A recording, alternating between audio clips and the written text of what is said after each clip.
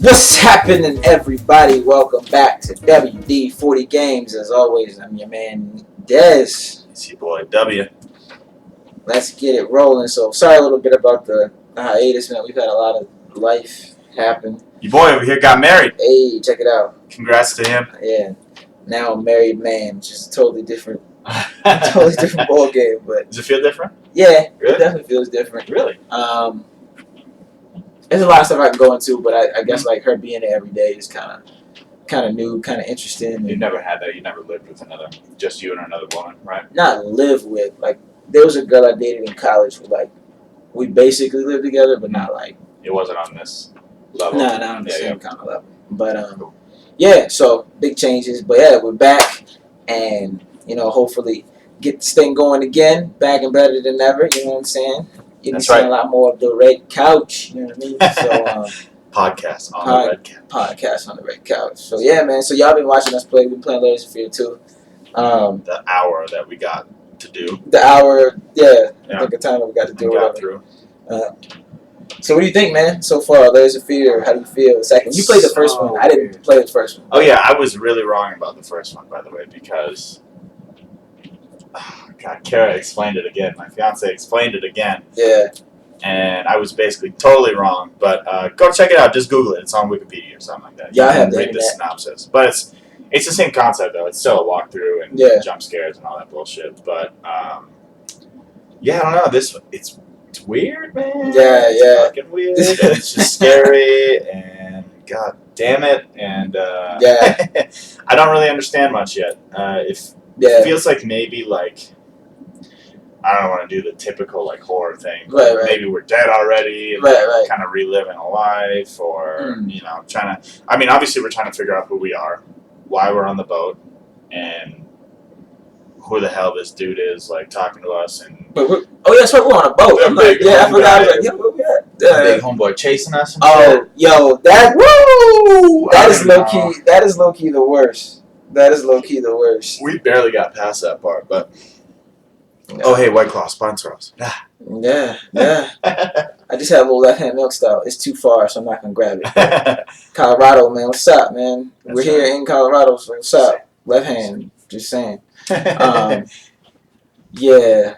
What do you think so far? I don't know, man. I think this is my first horror game. Like I said, unless you count like Resident Evil, which is technically, I guess it's a horror game, but it's not like now where I feel like there are a lot of games being released that are like walkthroughs and stuff like that, where like it's more of an interactive kind of movie where you have a starring role, I guess, in the movie without like being able to like make decisions. Right, without there's kind of like a preset amount of decisions or whatever. Finite, you can operate within that. But I think it's scary because I think one, I'm a punk, so so like scary movies and stuff are not my bag. But I do think like when we were playing, when like you said, when homie started chasing us through like the different doors or whatever, and it's like he just appeared out of nowhere, and then man, I was legit terrified. Like, and it's like, close the door, and you hear the voices and telling you to do stuff like. Especially when we're playing a game together too, we're like telling us.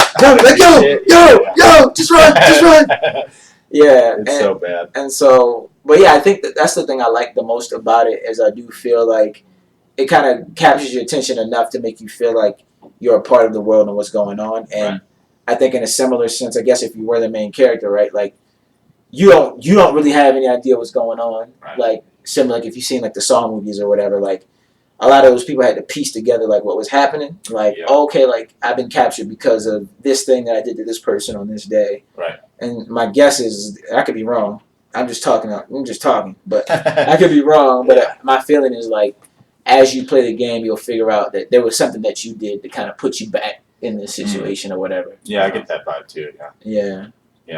Well, I was just thinking, like, would it be okay? So, not necessarily like horror games, but could they make this kind of game without like the scary part? You know what I mean? Yeah. Would it be like as interesting as it is, or as like mysterious as it is, without like the jump scares and like the stuff like that? And that question might not make sense because like without that stuff, it might not be the same story kind of a thing. Yeah. But what I'm saying is like can they make just a thought I've been having while thinking about this game? Like, can they make just like straight up like kind of like mystery games? You think that would work? Yeah. Without like it being a horror game. Do you know what I'm saying? Yeah, I know what you mean. I think there is a game like that. Like I think I mentioned it maybe in the first video where like I think when we were looking to download like Quiplash or whatever that day when we were looking at all those different trailers. Yeah. There was a trailer for a game about like you live next door to this guy.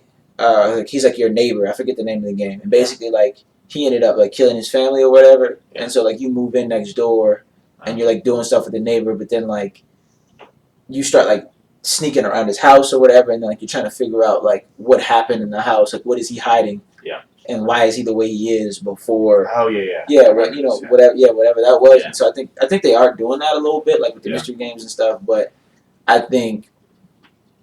guess in a different way, I kind of see what you mean. Is like, is there a way to do it where you feel like more immersed, without being terrified? Where like there's a preset amount, or having it just not be a scary horror. Yeah. Like maybe just more like detective like type stuff. Like And I think probably the best example maybe I could think is like LA Noire. You ever play that? Like the Rockstar. It's kind of like I never played it, but yeah. It was kind of like it was made by Rockstar, so it's definitely got that like GTA feel to it, or like Red Dead feel to it. Almost every game made by Rockstar, feels like GTA. Yeah, like it's like some kind of variation of Red Dead, the Wild West version of GTA. Yeah, they call it old school version. GTA Cowboy or whatever. That's right. But the cool thing about LA Noire was like it was definitely a predetermined like story, like preset path. So it wasn't like GTA where it's open world where you're gonna like it was open world in a sense, but it was like there was much more finite things that you could do. It was more confined, I guess is the word I was looking for. It was more confined. And basically you play the role of this detective, and you kind of start off in like it's like 1930s like America or whatever, like kind of that time period. And so you start off like in the lowest role, like you were a military like vet. I'm not gonna spoil the whole story, but you end up joining the police force, and you kind of work your way up through like the different ranks all the way. Like I forget all the you ranks. have to fight and stuff like that. Yeah, so you got to fight, but you're basically solving a lot of crimes.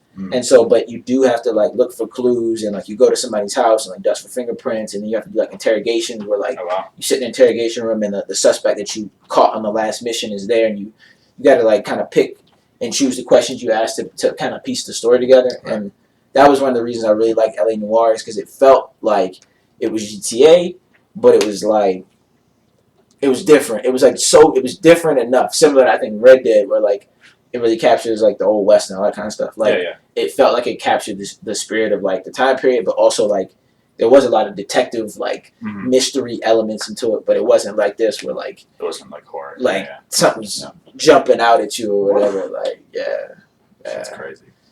No, I guess that was just a random thought. I was I was like, I wonder like if a game like this, like as weird and it's like kind of twisted as it is, would work without like jump scares and shit like that. Yeah, and I think with VR too, man. Like as VR and stuff is like. Yeah, I think this is like a.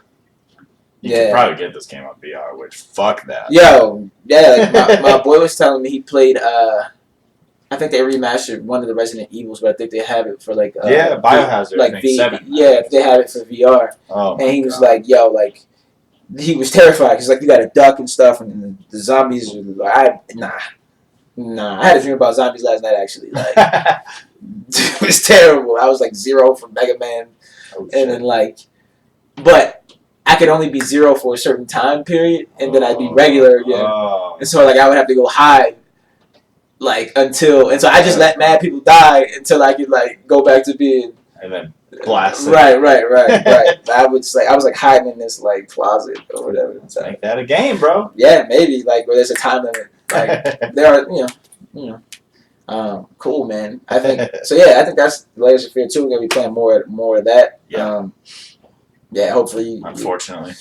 Yeah, I'm more excited to get through this. To be honest, to get to the next game because I'm a pump. Like I said, I'm a pump. So like I'm like.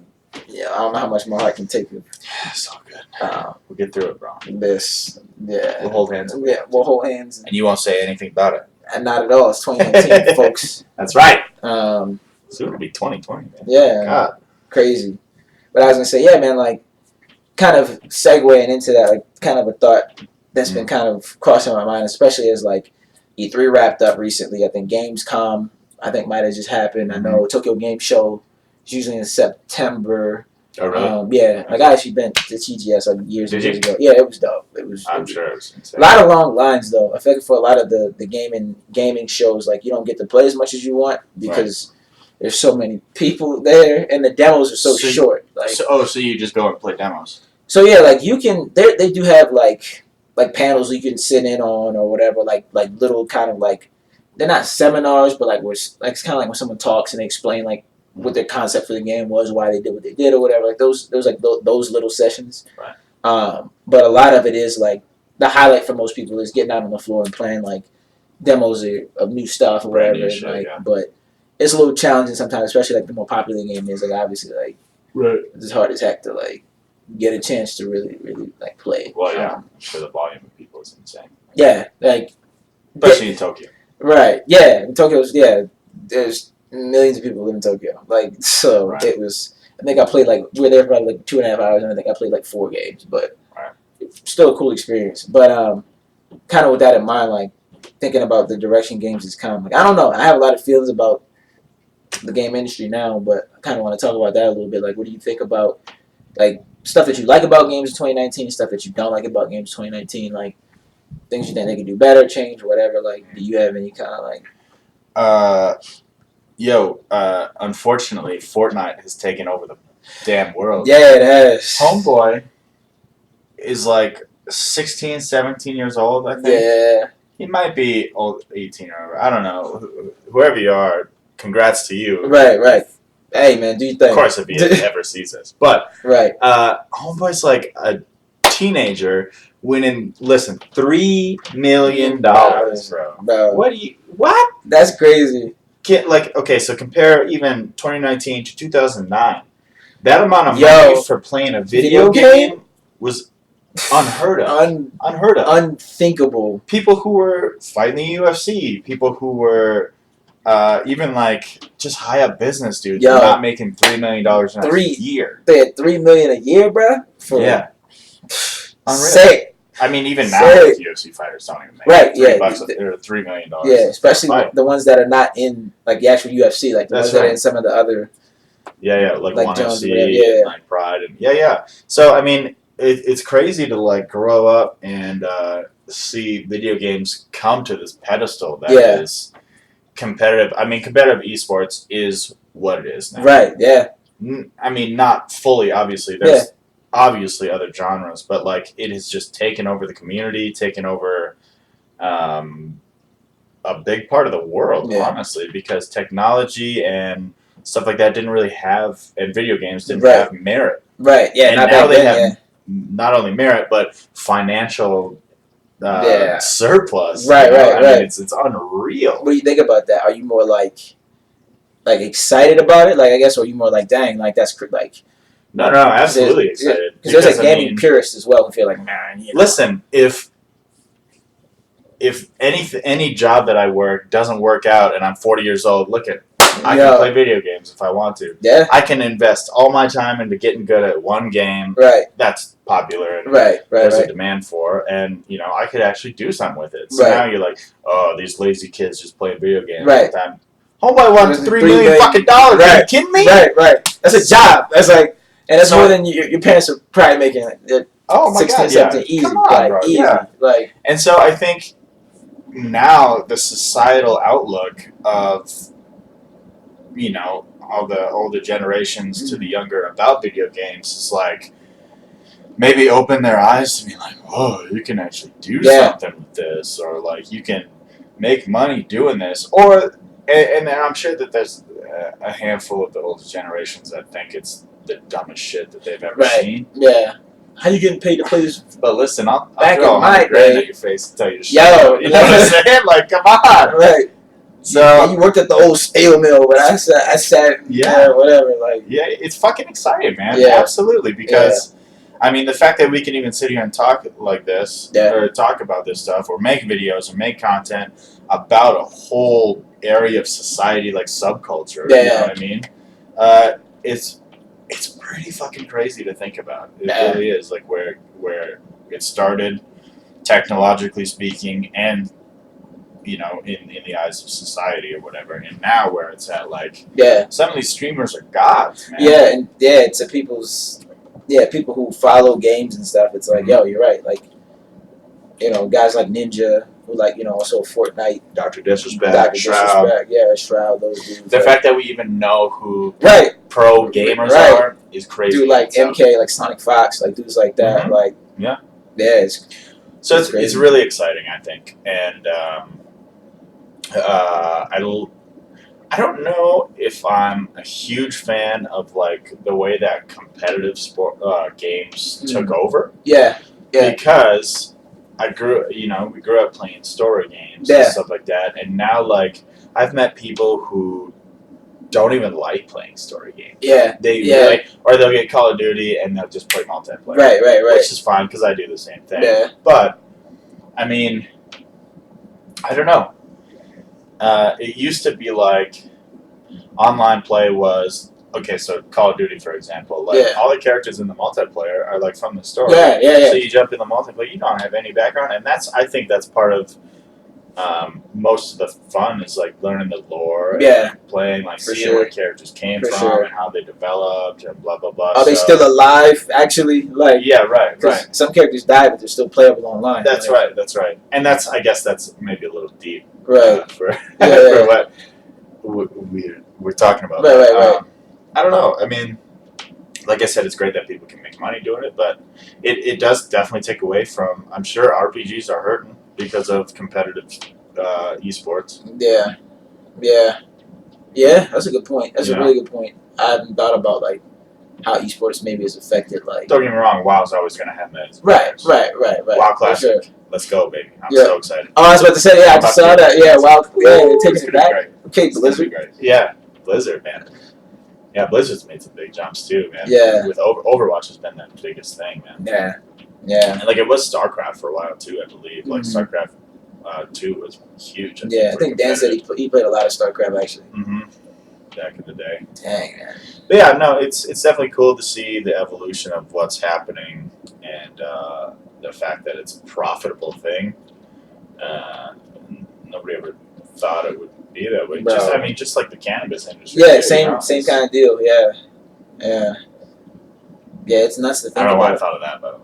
No, but still, it's that's real talk. It's the evolution it's of definitely similar, like progression of minds, really. Yeah, like if you told somebody 30 years ago, like, yo, one day, like weed's gonna be legal in places and you can smoke it and go out and whatever. The same way you go buy a beer or whatever. Like people would be like, what are you talking about? Like, that's a drug. Right, but yeah, things change over time. Yeah, man, that's crazy. That's really making me think about like, dang, I wonder how esports is affecting it. Like, I mean, I would imagine it's 100% taken away from RPGs because, listen, kids. The biggest thing, most of these games that are competitive esports are free. Yeah, let's free see. to play to jump into. Overwatch is like a standard. It's a standard game. Yeah. But Fortnite's free. Apex Legends is free.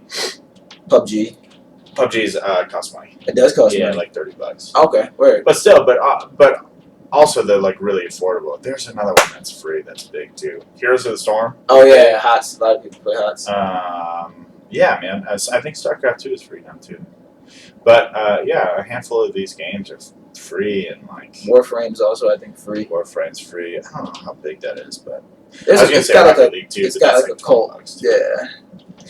But it's almost like these like smaller like mini games kind of like just are that competitive and that like there's not much story, there's not much like you said, lore or background. Is what it is. It's just like the gameplay is what I mean it's gotta be taken away from like even Cyberpunk 2077 is going to come out and be one of the biggest RPGs ever. Yeah. I'm sure it's going to hurt because I'm sure Fortnite or Counter-Strike or PUBG or someone's going to try and put out something to get over that. Right. And get people to keep playing their game. Yeah. So, I kind of miss the old days where it was just like, instead of like,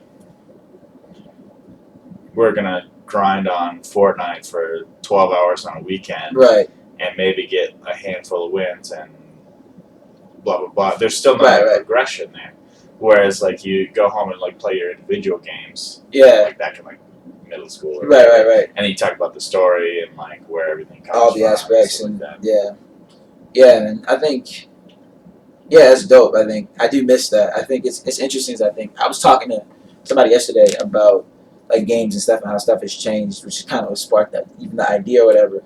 Was just like, yo, man, I agree. Like, I think on the one hand it's exciting, right? Like, another guy I was talking to, like a lot of my friends play games and stuff, and so I was like, man, like thinking back to 2005 or whatever, 2004, where like even one thing now that's big, like there's even a huge following, and I'm going somewhere with this, but it's kind of a roundabout thing. You know what I mean? But like even thinking in like back in 05, like stuff like Japanese games weren't super big, right? Like at least in the US because of like JRPGs, not even just that, like action games, like stuff like Naruto's, Dragon Ball games, stuff like that. And I said like in the first video, how like, you know, I played Dragon Ball GT Final Battle for like PlayStation, but like even during the PS2 era and GameCube, there were some specific Naruto games that you had to have an action replay or whatever to even play the game. Like you played it natively in Japanese. Right.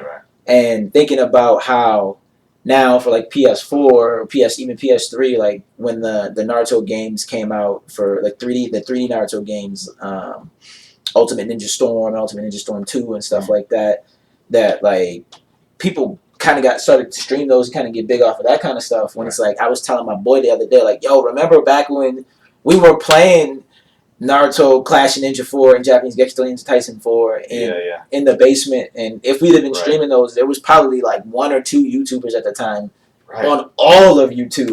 Streaming. Like showing that content. And now even that's changed because of technology, the world's more globalized, whatever. And so like the access or the exclusivity to that's been kind of changed, you know? Yeah, and so, YouTube and Twitch and all that like changed.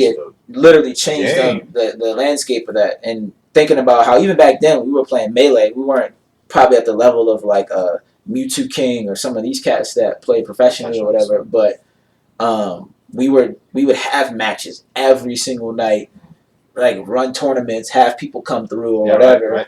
And it's like little homemade stuff. Just the framework and stuff for the platform that people have now wasn't in place. And so it is exciting to see like, man, like here's this whole generation of people playing games and stuff, doing the stuff that we were doing, and now, you know, they make money off of it. And on one hand, it's awesome to see because it's like, yo, that's who I was at 16, 17. Like, that's who I was at 18, 19. We played ball and stuff, but I was going to come back in the house and grind on Street Fighter 4 for hours. Even that's like 2008, 2009. But now it's kind of bittersweet in a sense where it's like, if I would have been born 3 or 4 years earlier, I probably could have taken more advantage of that stuff. Because, you know, similarly, my parents were like, yo, not that going to school or anything is a bad thing to do. In some senses, that's a whole different topic. But I think gaming professionally wasn't something that I even envisioned being a real thing. Like, you know what I mean? Like, I always wanted to play video games and do stuff with video games, but that never seemed like my parents, whatever, however you want to say it, like, were always, yo, go to school, get a degree, do this, get a job. And like you said, homeboy's making $3 million a year to be for one tournament. To be good at something. 4 hours. Right. 4 hours worth of work. Like, I mean, granted, he's labbing and practicing and putting in tons of time. Put in 12 hours a day, son. Right. But for 4 hours worth of work to win, and you made $3 million, you know, that's worth those 12 hours. Make that in their life with a master's. Right. Like, it's worth that. Right. But in some senses, it is. Like, if you're a teacher, you may not. Yeah, I mean, right. It's crazy. Video games and that whole thing just changed. Like the huge opinion that you got to go to high school, you got to finish high school, you got to go to college, you get a degree, get a good job, and then you'll retire when you retire. Blah blah blah. And there was like a stopping point of that, and somebody was like 18, 19, like, fuck that, I'm gonna stream games and get sponsors, and like back when Blockbuster was still a thing, they Right, and it's like doing those tournaments and streaming and blah blah blah. And Dr. Disrespect, by the way. And I remember a time when it was like, yo, you had to go to a GameStop to participate in like your local GameStop tournament. Then you'd win at your local GameStop tournament, get invited to another tournament. And granted, like a lot of that framework's still there, like the big like fighting game conferences and stuff that you see. A lot of that framework's there, but and because of like netcode and stuff like that, there's still those physical tournaments. But just even the idea that you can host an online tournament, somebody can win, quick. But it's even gone. Sorry to interrupt. But it's gone so far as to like start putting GameStop out of business, because everything's just like bigger scale, and you don't need to go to like local shops to like qualify anymore. You can just stream and get invites, and like people see that you're good, and so it's like, yo, like obviously, I'm gonna get some water. Like you're good at doing what you're doing or whatever. So it's like, so it's cool. You know what I mean? So I think even the fact that like the exposure level, like there are tons of guys in the neighborhood who are ridiculously good at specific games, and if you don't get out to some of those local tournaments, you don't win or do well, and you don't perform well under pressure, whatever the case may be. Like you don't necessarily get the exposure where like Twitch and all that kind of stuff provides the platform to do that. I think that's crazy. But again, like on the other hand, it is a little bittersweet. Thinking like, man, like but here we are still doing our thing. I think the other thing about games that's interesting is what you pointed out as well, is like I think because of competitive esports, a lot of games have kind of become like stagnant in terms of creativity and ideas. That's very true. There's a lot of indie development houses out there that put stuff out. Shout out to my boy Sammy doing Where Cards May Fall. That's a crazy game that him and his team are putting together. And so, what's the company? I can't say off the top of my head because I didn't plan on saying it. But I just thought about it because that's a conversation he and I used to have all the time about. Even back in 2009, about like how it seems like a lot of the creativity has been taken out of games and people are re-releasing some of the same stuff. Like remastering right now is a huge thing. Like Final Fantasy VII remaster. A lot of old games are coming back. Like Samurai Showdown just came back out, like old school fight retro game. Retro is like a big genre. Yeah, retro's coming back, but it's still kind of in the same framework. Like it's a 2D, one character on this side of the screen, one character on the side of the screen. Like you change or implement different nuances or fighting game mechanics, which fighting game community is all about. But I think just the idea of doing something completely new off the rails. But it's cool you're seeing some AAA games. Some of that's starting to come back a bit, but I think a lot of it's still also kind of in that dystopian kind of like future of like, zombie apocalypse type thing. Or if it's not that, it's a shooter like Fortnite, it's Apex, it's Overwatch, where like the mechanics are different, but the framework's still the same. Still a first-person shooter or a third-person shooter. And the reason, again, like I shared this in the last video, the reason I love Beautiful Joe so much is my mind was blown because it was unlike any game I had ever played. Like it was a beat 'em up, but it was crazy because the different effects, the powers, the storytelling, all that kind of stuff rolled into one package was like, yo, I've never seen anything like this. And it was like, that was something I thought was crazy innovative. Or even the first time, like back in the day, like I was way too young to remember this, when Street Fighter 2 first came out. Like the crazy thing was, by accident, they accidentally put combos in the game. So like in older fighting games, it wasn't like you could string together like little combos to do damage. It was like some kind of glitch in the game that the frame data allowed for like extra hits, like as you're like stringing moves together or whatever. And so that kind of started the idea of comboing in games. Like that was done by accident, but it was still innovative. Like that's crazy, right? Like that's insane. Stuff like that, and I feel like because everybody is kind of wired towards esports and stuff like that, like obviously it makes money, so it's like why change? Like don't if it ain't broke, don't fix it, right? So I think there's a lot of that, and I think that's kind of a shame because I think again there are indie publishing houses doing lots of like new creative stuff. Like Tower Falls, a game I think that's really awesome, like or whatever. But so you're saying like the immersion of esports and competitive gaming kind of took away from like smaller like I think so indie games as well as like made the market super saturated. Yeah.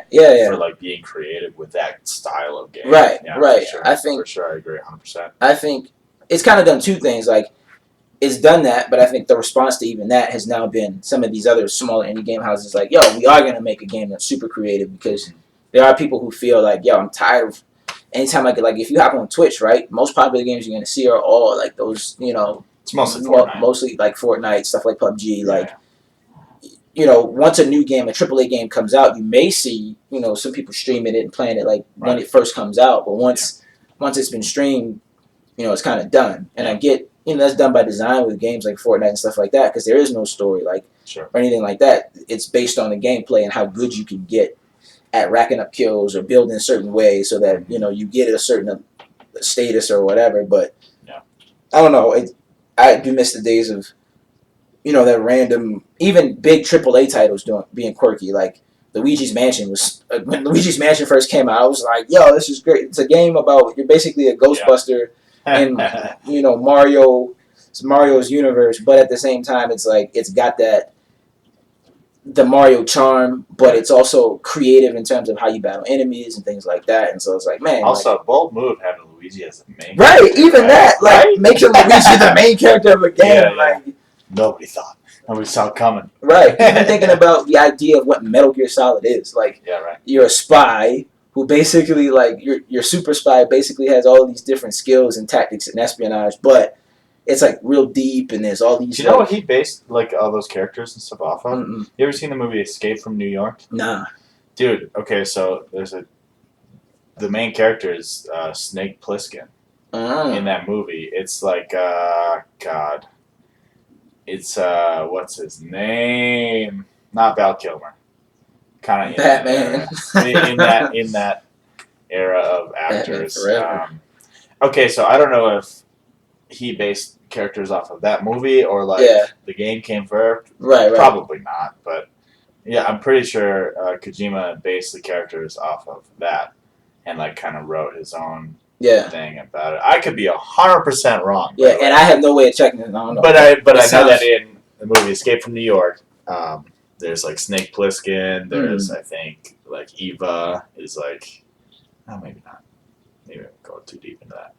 But I know there's a Snake Plissken, and there's like movies and basically. So I think he did like take from like pop culture. Dude, inspired by that. Sorry. Nah. But I think that's cool. Like that's exactly what I mean. And we kind of lost a little bit of that. Yeah, for sure. Because they're just trying to make the most money. What's going to pop off and get people playing head to head and online and Because even with some of the big titles, like they're still fantastic. Like I think games are great, but I think a lot of it has that dystopian kind of like it's the year 3133 and humanity's been wiped out. And like, you can play it and be like, yo, story's fantastic, it's great. But I think the idea is like, man, how many dystopian games are we going to get like, before it's like, all right, like 1,000,002. Right. Like how many more of these are we going to get? Right.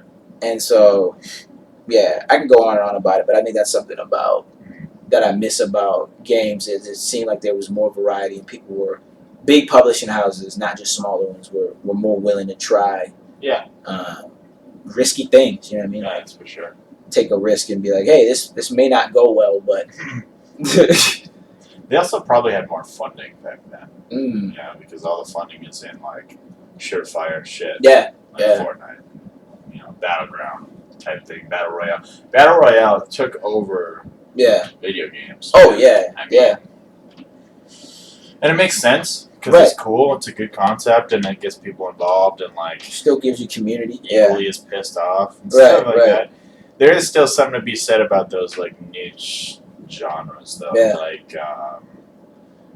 Like super hard games are like a niche now, like Dark Souls and all that stuff. And then like you said, retro is making a huge comeback too, and like remasters are insane right now. Like remaking games, I think is one of the best ideas I think for companies, because I mean like you knew the game is considered a masterpiece. Why not repackage it and sell it so that older people will buy it, like the people who remember playing like everybody loved Final Fantasy VII. So it's like, yo, it makes sense to remake Final Fantasy VII. You're gonna buy it. Right. You're gonna buy it. And then not only that, like, younger people may be like, because now the graphics and stuff are updated, they're gonna be like, that's right. You know, because a lot of us, some of us, are the parents of, like, I don't have any kids, but the parents of, you know, kids now playing games and stuff like that. So, makes sense from a monetary standpoint. No, it makes a lot of sense. But it's like, when's the next Final Fantasy going to come out? Like, that's not Final Fantasy, but well, Final Fantasy Online is a big thing now. Yeah, but what I mean, like, not like the next in, like, with the Final Fantasy name, but when's the next thing like Final Fantasy? That's like, yo, I'm gonna take this world, build it, have these characters, and like, that's where it's gonna go. Like, yeah. Well, I mean, it's like, when's the next World of Warcraft gonna happen? True. Like, which is like, it's gonna be hard to compete with because they keep coming out with like with more like expansions, right? And also at the same time, like, they're bringing WoW Classic back, right? And so these companies kind of took over most of the games. Yeah. So. Yeah. And so that's what I mean. Is like, I kind of I miss those. Like, I pulled out my DS the other day and found like some old games and stuff that I had, like stuff like Electroplankton was like a music rhythm game for like the DS, and like crazy, super small. Not a lot of people knew about it, but super creative stuff like. For PS3, Little Big Planet, like where you're like Sock Boy. I think it's like, pretty big. Right, it was big, but it's like it was super creative in terms of what they were doing. Yeah. So yeah, I think kind of the transition out of that a bit is like, is there any games that you can think of that you're super excited about? Like, and even if it is, you know, not super creative or super brand new, but just in general, is like anything new coming out, like as a game that you're looking forward to. Borderlands 3 is going to be great.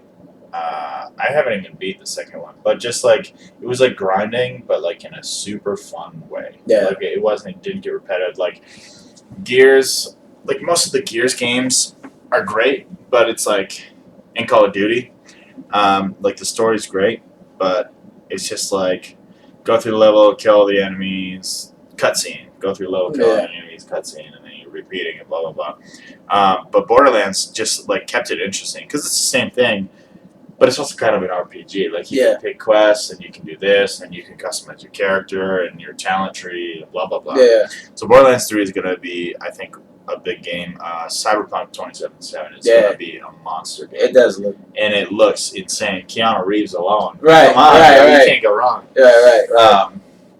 So those two for sure. I'm gonna get into WoW Classic probably. Yeah. Unfortunately for my fiance. I don't really know. I mean, I've been playing like, I still play competitive games. Like, I've been playing a lot of Smite, and that's also free to play. Yeah. Playing a lot of that, and PUBG, and I mean, it's crazy how long that they can hold your interest, because you know, you want to get more and more wins or get better and better at it. So other than that, I don't really know about any big games coming up. The reason Cyberpunk is going to be big as well is because it's made by Project Red. I'm pretty sure it's them. And they made the Witcher games. Okay. And those games are borderline flawless, man. I remember you telling me. That company is just so great at what they do, and you know, I think those two for sure as far as story games. Oh, Baldur's Gate 3 is. I was about to say, oh talk about Baldur's Gate, dog. Oh my god. Yeah. I'm really excited for that. Plus, I have a PC now, so I mean, it's gonna be gaming PC. It's gonna be great. Yeah. What about you? So I was just talking about Wes with this a few minutes ago, I guess, before we started talking on camera, but it's like an off-camera conversation. There's a game that I saw at E3 that's coming out that's kind of like Overwatch, it seems like, but instead of it being a shooter, spoiler alert, like, shooters are cool. I grew up playing a lot of GoldenEye and N64, Nightfire we had it for the GameCube. 007 Nightfire? Yeah. Dude, so good. Yeah. Nightfire was the truth, man. Like, but I don't know, somewhere along the lines, like, a lot of my boys got into Halo, and I just just didn't. Yeah, no, it was never a Halo guy. Yeah, I just never was really a big Halo dude. But I said to say, like, but there's a game, I think it's kind of got that arena style, kind of battle royale type feel to it, but it's a fighter, like, and each character has, like, different abilities and strengths and stuff like that, and I was trying to look it up so we could talk about it, but I just remember seeing the trailer for it and being like, yo, like, it's exactly what I want. It's kind of like, it's got, like, because I like fighting games, like, I handed that, I sank so many hours in the Street Fighter 4, like beating the trials in Street Fighter and SF4 Vanilla with Fei Long. Fei Long was my dude. It took him out of SF5, so sorry Capcom, no Fei Long, no SF5 for me. And Street Fighter Alpha 3 and stuff like that, and like I play a lot of Smash, like Smash Ultimate. So if you know about that game, let us know. Yeah, I want to know too. If you know about this game, please let me know because I can't remember what it's called. Yeah. So I'm excited for that. I'm excited. I got to Switch. I played parts of Breath of the Wild. Like I said, I love Zelda, but they're coming out with the second one. They're coming out with the second Breath of the Wild. They announced, at E3, and so that's gonna be amazing. So I got to beat the first one before I gotta get my hands on a Switch, bro. Get that game. You need to get a Switch. Yeah. Enough said. But yeah, definitely Breath of the Wild 2. Cyberpunk's gonna be, fantastic. I'm sure literally like all types of gamers are gonna love that game. Yeah, Cyberpunk's gonna be fantastic. I just got God of War finally for PS4, and I'm already playing it. I'm already excited for the next. Like, it hasn't been announced, but the second God of War for PS4, like the gameplay in that game is. Okay. Side note. So there's. I don't want to give too much away about the story, but so basically in God of War you get to this point where you can travel from realm to realm, right? Mm-hmm. Because in Norse mythology, Norse mythology, Norse lore. Basically, Odin was kind of the overseer of all these different realms, right? Mm. And God, I can't remember the one of the Earth was the one that you kind of start on. Midgard.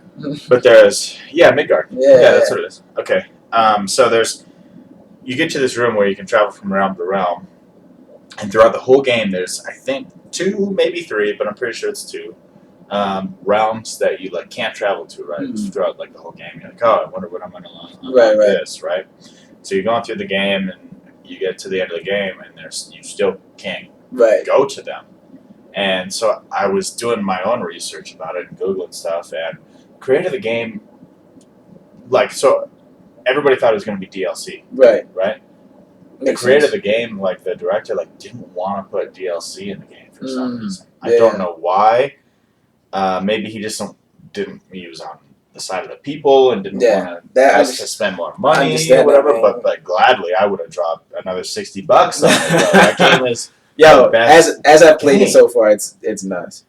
Nuts. But that was really weird because he had these 2 open ends in the game that just weren't going to be tied together until maybe the second game. Yeah. And this one took 10 years? The last God of War. The difference between the last God of War 3 before the one for PS4, it's been a while. I think it was 10 years. It's almost 10 years, because I feel like that. We could be. I was still living in Baltimore at the time, so when God of War 3 came out, right?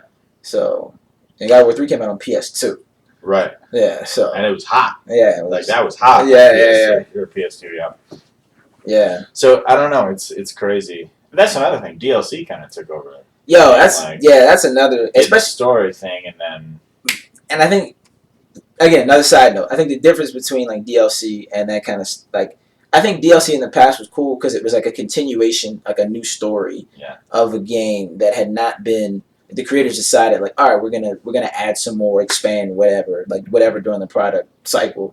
But now I feel like a lot of DLC is yo, we're going to sell you this game. This content's already made, but then we're just going to make you pay extra money to get it, which is for a lot of games, you can get the season pass when the game comes out. Right. Which means, they just want you to shell out more money for, future stuff that they haven't even done yet. Right. And you're and it's not even, and it's it's already, kind of planned in it. Right. I feel like back in the day, it felt like when DLC came out for something, it was yo, it just dropped. And you're yo, right. I didn't know, and maybe it was the same way. Maybe they had a plan for it, and they just weren't monetizing it the same way. But right, or even microtransactions. That's a whole other thing. Microtransactions in games. Where it's But I think back in the day, more they would just put everything that they wanted into the actual game right? That you bought and everything like that. So, and I think even the idea like of unlockables like in games, like it was crazy. Like I remember the first time I played Smash Melee, and I got that new challenger is approaching screen, like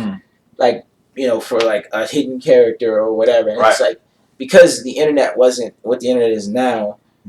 It was a real surprise. Like I'm playing this game, and then all of a sudden, like Luigi appears, and I'm like, wait, what? Like what Luigi? Like why? You know what I mean? Right.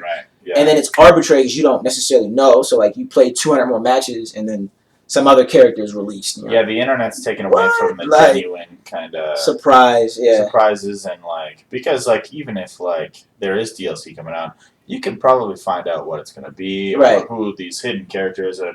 That was part of the magic is trying to unlock all the like secret stuff and like without having any idea how. Right. Yeah. Like that was crazy. Like on the one hand, I can see like as an adult with a lot of different things to do, I just want to unlock the character. So it's like I get it. Yeah.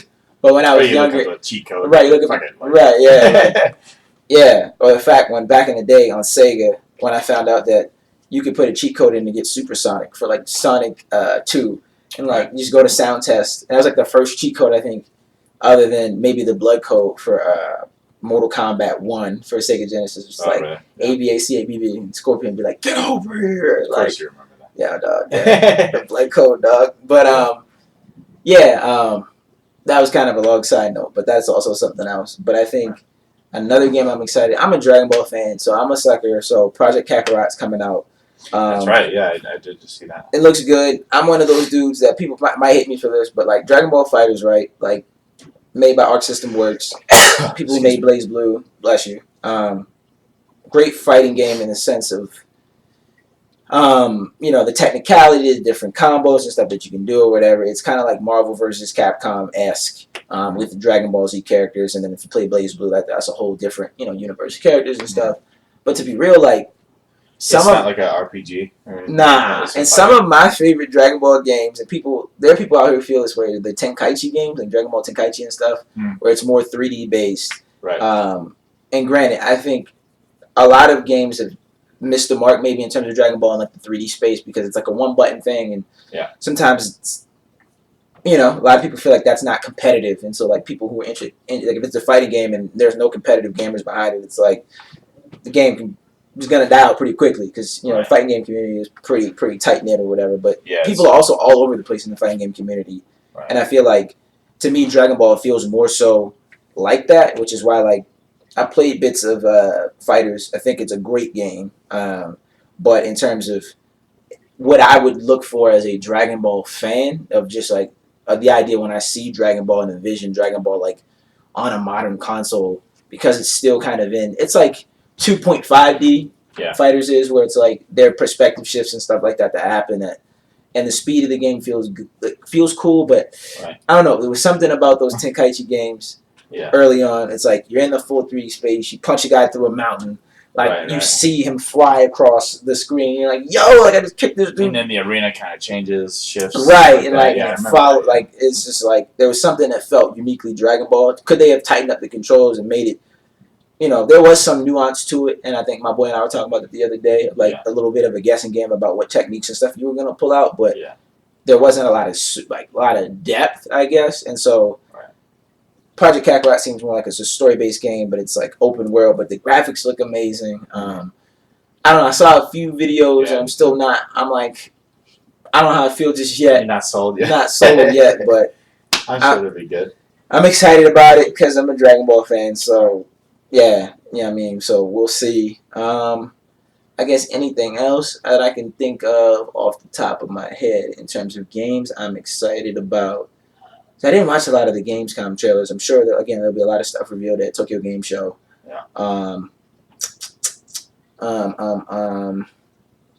There's something coming out on the Switch too that I saw that I was hype about, but I can't remember off the top of my head. But the new Kojima game I'm really excited about too. Death Stranding. Oh yeah, that's gonna be with Norman Reedus in it.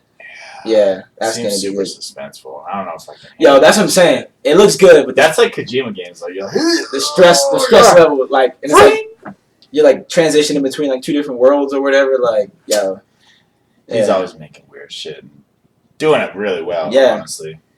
Yeah. So yeah, I think that's what we're excited about. So I don't know, man. I don't know if you're ready to hop into some more layers. Yeah, I'm ready. Of fear. I guess I'm fucking ready. Yeah. Like, subscribe, share this. Do that. I'm gonna be putting out. I'm gonna be taking the audio from this, putting it out on a podcast. Just audio. Eventually, so be on the lookout for that. It'll probably be the same name. WD4D Games, baby. Games. Baby. Shout out to my cousin Jarvis. Baby. That's right. We're gonna be doing this more often now. Yeah. We're back in the swing of it. Back in the game. Be on the lookout. Yeah. And love y'all. We coming for you. WD4D Games. We out.